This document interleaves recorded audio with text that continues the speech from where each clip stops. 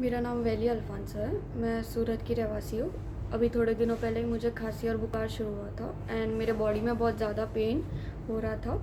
तो मेरी एक फ्रेंड ने मुझे रिकमेंड किया सोसे पे अपलोड जाके पॉजिटिव किट है वो यूज़ करने को। In the span of 10 days मुझे वो ऐसे रिजल्ट्स दिख रहे थे मेरे बॉडी में। वीकनेस कम हुआ था, खांसी सर्दी बुखार भी ऐसे कम हो रहा था, कफ कंजेशन प्रॉब्लम्स भी बहुत कम हो गए थे।